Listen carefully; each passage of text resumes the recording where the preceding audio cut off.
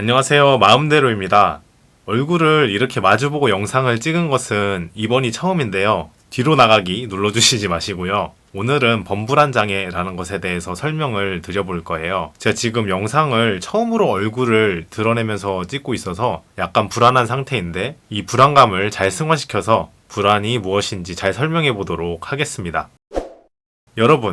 여러분들은 불안이라고 하면 어떤 것들이 떠오르시나요? 저 같은 경우에는 불안할 때 예전에는 불안이란 감정을 지우고 싶었어요. 뭔가 이렇게 작은 일에도 불안을 느끼는 모습을 보면 아직은 큰 그릇이 되지 못했기 때문이라고 생각을 했었는데요. 생각보다 불안이란 감정은 사는데 도움이 됩니다. 진화심리학적으로는 불안의 유전자를 가진 인간들이 그렇지 못한 인간들에 비해서 생존 가능성이 높았어요. 예를 들어서 숲을 지나가고 있는데 부스럭거리는 소리가 들려요. 불안도가 낮은 사람은 당연히 경계를 하지 않고 불안도가 높으면은 경계 태세를 했을 거예요. 당연히 경계를 한 쪽이 생존 가능성이 높았겠죠? 불안은 불쾌하게 느껴지지만 위험하거나 위협적인 상황에서 우리 자신을 보호하기 위한 반응이 될 수도 있는 거죠. 하지만 도움이 되는 불안과는 달리 병적인 불안도 있습니다. 불안이 일상생활에 엄청난 영향을 준다면 그것은 다른 문제기는 하겠죠. 불안으로 인해서 일상생활에 심각한 어려움을 겪고 심리적인 고통을 겪는 것을 불안장애라고 합니다. 불안장애의 종류 중에 오늘 설명할 장애는 범불안장애입니다.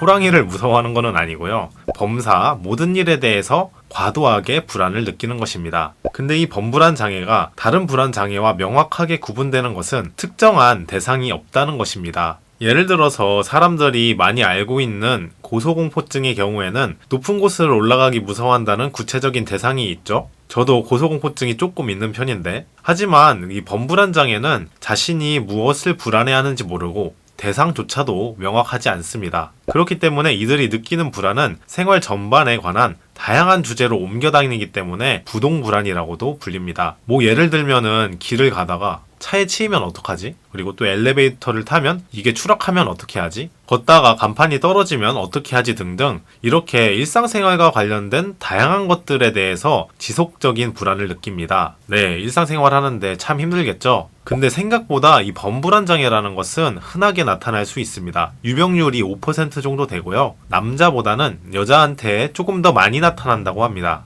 범불안장애인 사람들이 불안을 느끼는 수준은 너무나도 낮아서 일반 사람들이 100 정도 수준의 게이지에서 불안을 느끼면 이 사람들은 10 정도만 되는 자극에도 큰 불안을 느끼게 됩니다. 애니메이션 캐릭터로 쉽게 설명하자면 피글렛 같은 사람이라고 생각을 하시면 돼요. 저작권 때문에 그려봤고요. 아무튼 피글렛입니다. 항상 걱정하는 표정이 피글렛의 트레이드 마크죠.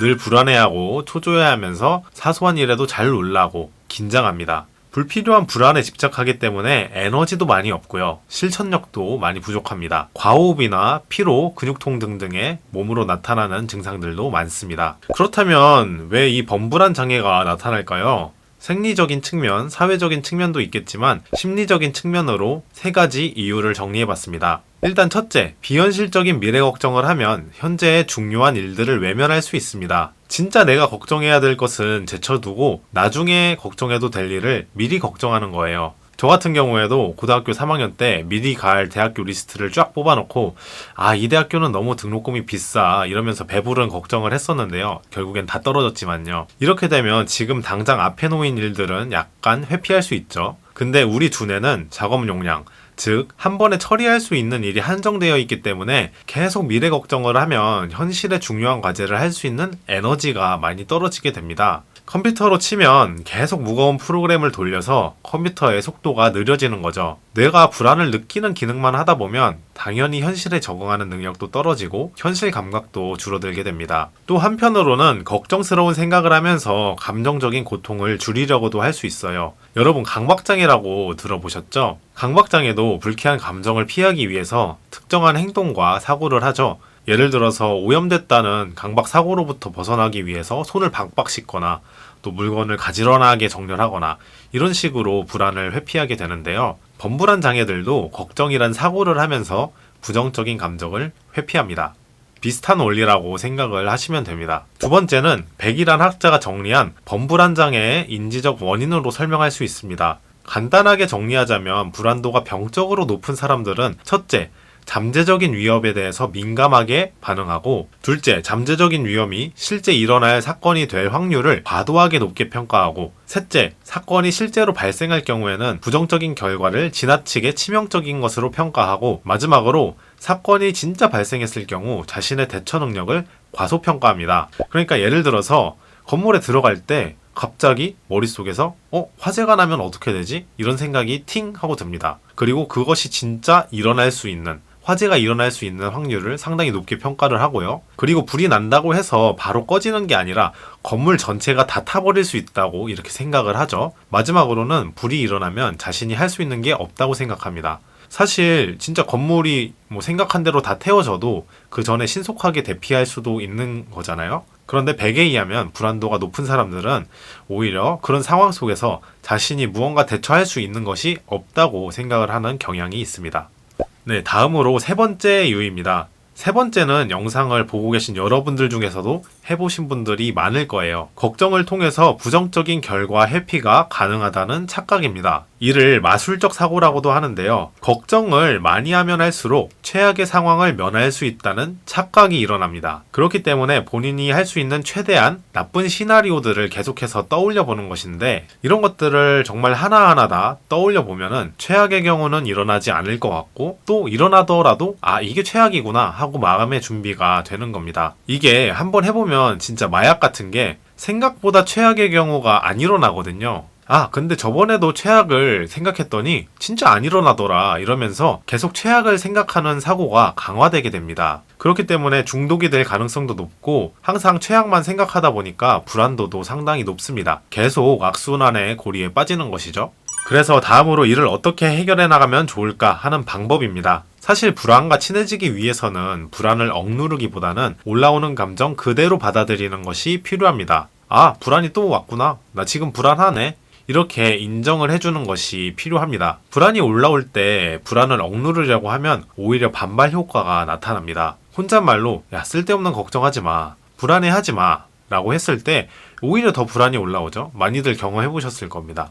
이런 것들은 백곰 실험으로도 입증이 되었는데요. 미국의 사회심리학자인 다니엘 웨그너가 사고 억제 연구를 했습니다. 실험의 내용은 다음과 같습니다. 참가자들에게 5분 동안 백곰을 생각하지 말라고 한 뒤에 백곰이 생각날 때마다 종을 울리게 했습니다. 백곰을 포함해서 다양한 생각을 표현하도록 하는 비교 집단에 비해 백곰을 생각하지 말라고 한 집단에서 오히려 더 자주 백곰을 생각하는 것으로 나타났습니다. 백곰을 생각하지 않도록 스스로 억압하는 과정에서 오히려 더 백곰에 관한 생각을 하게 된다는 것인데요. 이처럼 있는 그대로 불안을 수용하게 되면 불안이란 감정이 스르륵 하고 지나가게 됩니다. 받아들이는 과정이 습관화가 되면 불안을 전보다 쉽게 보낼 수 있는 힘이 생기게 됩니다. 두 번째 방법은 걱정 사고 기록지를 작성하는 것입니다. 이것은 보다 객관적인 입장에서 자신이 언제 어떤 내용의 걱정을 얼마나 오랫동안 하는지 관찰하는 것입니다. 흔히 걱정하는 내용에 대해서 적어보고 이러한 걱정이 과연 현실적인지, 이렇게 사고하는 것이 나한테 도움이 되는지 구체적으로 생각을 해보는 것입니다. 예를 들어서 한강철교를 건널 때 다리가 무너질까봐 걱정하는 사람이 있다고 생각해 봅시다. 그 사람은 이렇게 생각할 수도 있어요. 강에 떨어지면은 침수가 되니까 탈출하려면 창문을 열어야겠네? 근데 차가 깊숙이 물에 빠지면은 다시 올라오는데 시간은 얼마나 걸리지? 숨은 오래 참아야겠지? 이렇게 꼬리에 꼬리를 물면서 생각한다면 정말 내가 하고 있는 생각들이 현실적인 생각인지, 이런 사고를 하는 것 자체가 내가 살아가는데 도움이 되는지, 그런 것들을 생각해 보는 것입니다. 걱정 사고 기록지는 제가 아래 구글 드라이브 링크에 올려두었으니까 활용하실 분은 활용하시면 되겠습니다. 불안을 유발하는 사고가 만성화된 경우에는 사실 혼자서 해결하기가 어렵습니다. 이런 경우에는 다리가 부러진 것을 혼자 고칠 수 없듯이 전문 인력의 도움을 받는 것이 필요합니다. 불안장애에도 골든타임이 있다고 합니다. 불안이 심해질수록 뇌 구조들이 변형된다는 논문도 있거든요. 그래서 혼자 극복하기 어려운 것 같다 하면은 최대한 빠르게 전문기관을 찾는 것이 필요합니다. 네, 저는 이상 마음대로였습니다. 앞으로도 여러분들이 정신건강과 친해질 수 있는 콘텐츠를 많이 만들 예정이고요. 네, 구독과 그리고 좋아요. 처음 하니까 좀 어색하네. 네, 하여간 구독과 좋아요는 영상을 만드는 데 있어서 큰 도움이 됩니다. 시청해주셔서 감사합니다.